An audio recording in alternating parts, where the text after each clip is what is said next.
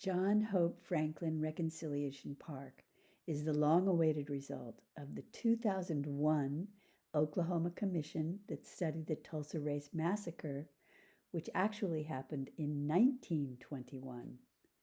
The park is a physical memorialization of the massacre, and it also serves to tell a more complete history about African Americans' important roles in building up the state of Oklahoma.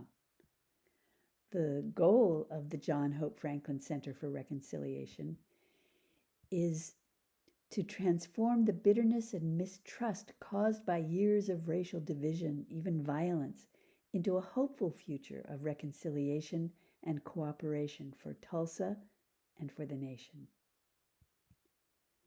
John Hope Franklin, 1915 to 2009, the person in whose name the Reconciliation Park is named, accumulated a wide range of distinctions and awards as one of America's most accomplished historians. In spite of the fact that he was a baby when his own parents lost their home in the Tulsa Massacre, and that his early education was in segregated schools.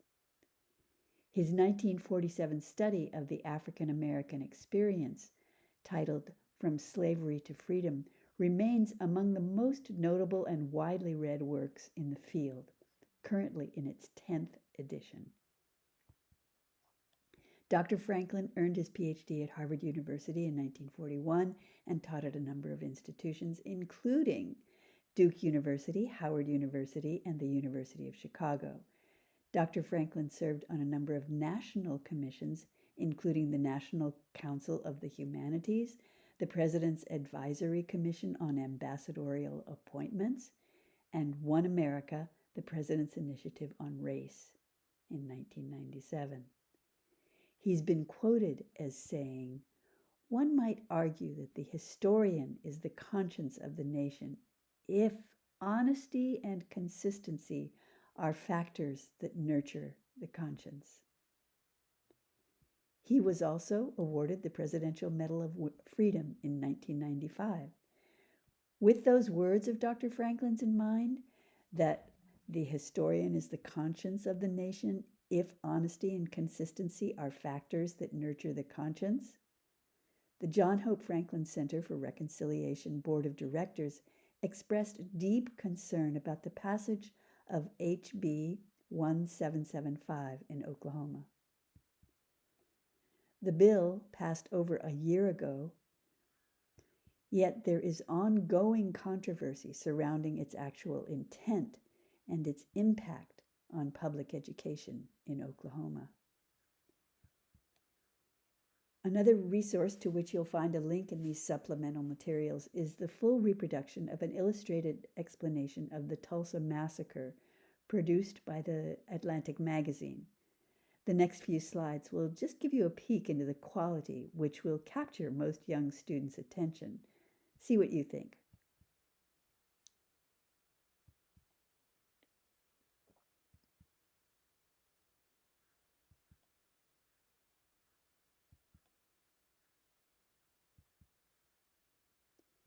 The hurt that has remained for generations that followed, in part, is because of what happened after the fires burned down and the massacring was completed.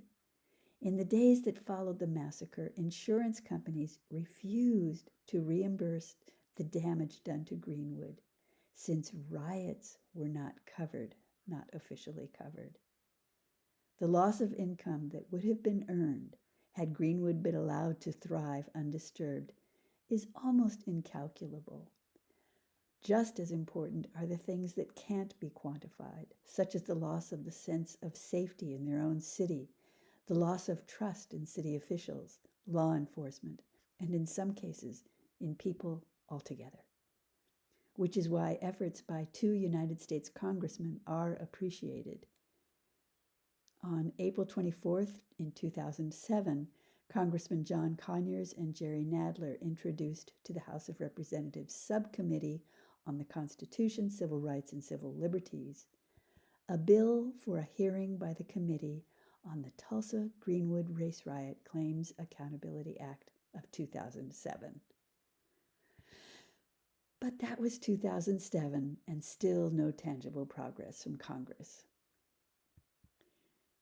The thing is, educators educate, and this virtual tour is all about gaining knowledge, understanding, tools, resources, and building a community of like-minded and concerned educators who see their way to more positive outcomes through knowledge by overcoming the culture of silence about this and other events in our country so that true healing can occur and we can all move forward. With the support of curriculum prompts, suggestions, digital tools, the National Writing Project, and much more that you'll find in the supplementary materials for this virtual tour, your students will be enabled to use Google Tour Creator, ethnographies, and digital stories to connect events of the Greenwood Massacre to the effects of racism on individuals, communities, and businesses in other parts of the world, and of course, in other parts of our country. We just want to be sure that you are aware of the abundance of resources on the jhfcenter.org website that are available to you. There are so many resources that deserve your special attention, but I'll point out one of them right now. On the Helpful Resources page, click Official Documents, and that will open a different page. Click on number 3, which is titled 1921 Red Cross Report, if you're interested in a more personal account of the event from the good people of the Red Cross who helped the residents of Greenwood in their recovery process.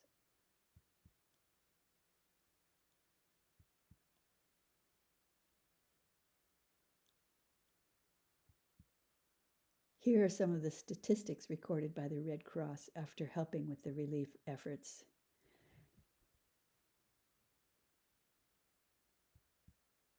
Here is a copy of a typewritten report written with a deep appreciation for the people, what they'd been through, and an observation about the spirit and pure-hearted nature of the resilience of the people of that community.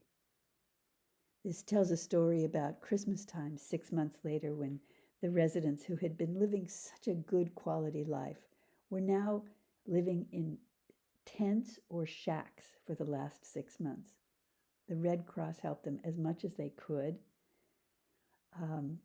but still conditions were quite rough. But a big Christmas tree was brought to everyone, and everyone gathered around it, and they started singing some of their traditional spiritual songs. And the spirit of Christmas for the children and the adults grew and grew. And then, I hope you won't mind, but I feel it's worth reading for the sake of all of us, this final statement by observations by one of the Red Cross people. The crowning sentiment of the celebration was in a speech made by one of their leaders who said, "Let us always remember the old Negro tradition. There is no room in our hearts for hatred." This occasion furnished what was termed as the greatest night in the history of Tulsa Negroes, and was a fitting culmination of the major relief program of the Red Cross. There are so many more resources for you, clearly categorized to make your hunt for lesson plans a bit easier. Be sure to click on link number 4 of the discussion guide for We Have to Talk, a step-by-step checklist for difficult conversations. It's really well done and very helpful.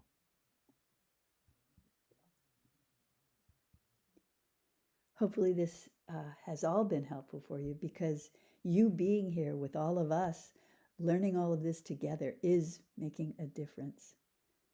Thank you.